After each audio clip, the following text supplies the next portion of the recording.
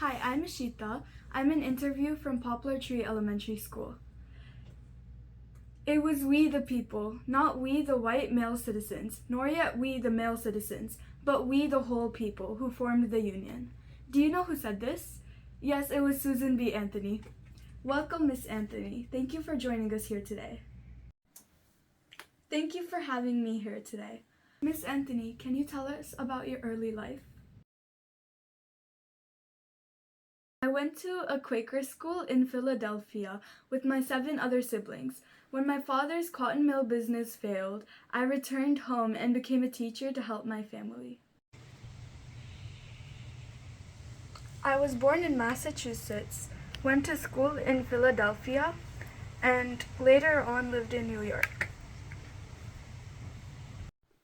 That's nice, Miss Anthony. Now can you tell us about some of your accomplishments?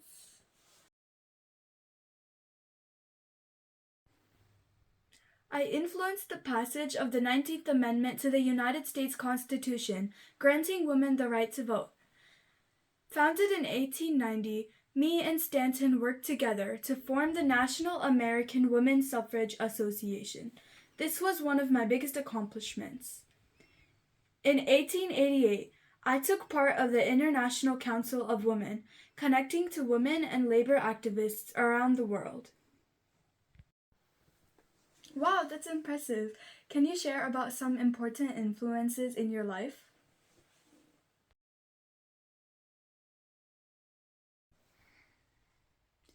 Frederick Douglass had a significant influence in my life. I met him at my family's farm in 1849.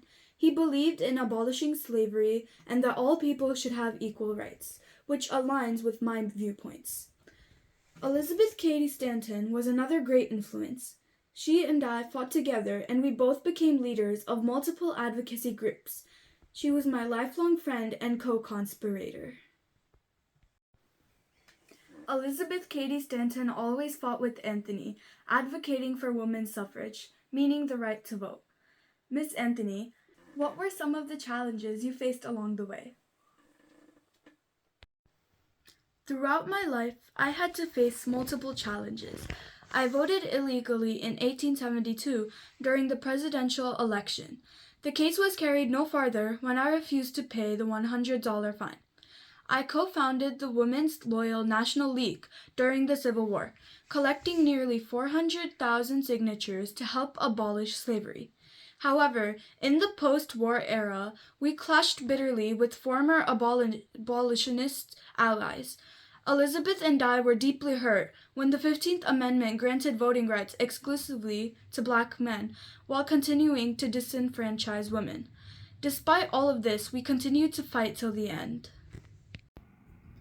Here is the timeline of Susan B. Anthony's life.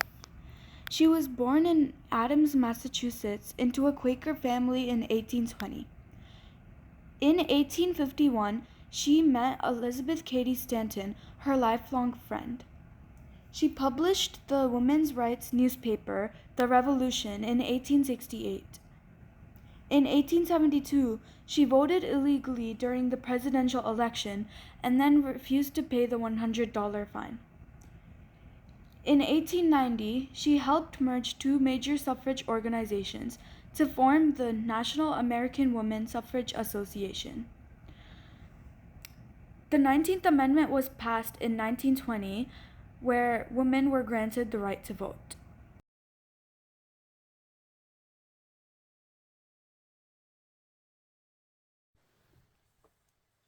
Susan B. Anthony's advocacy led to independence and voting rights. She advocated by writing books, giving speeches, and working with international leaders. She inspires people to fight for equal rights and has had a positive impact in the world. In conclusion, Susan B. Anthony was a strong activist who helped shape our world through peace and equality. She was an important person that will continue to be remembered in the future. Thank you.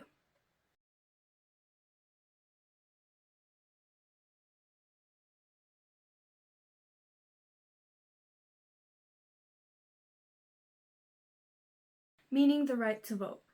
Miss Anthony. What was We're just working with the slow, girl. Lola ಗೊತ್ತಿರಲಿಲ್ಲಪ್ಪ Lola ಕೊಟ್ಟಿಯಾ என்னது Okay. ரெடியா? I voted illegally. Okay. So everybody பேசுவேன் and then I'll like face that person. Okay. என்னப்பா பண்றே? I influenced the passage of the 19th Amendment to the United States.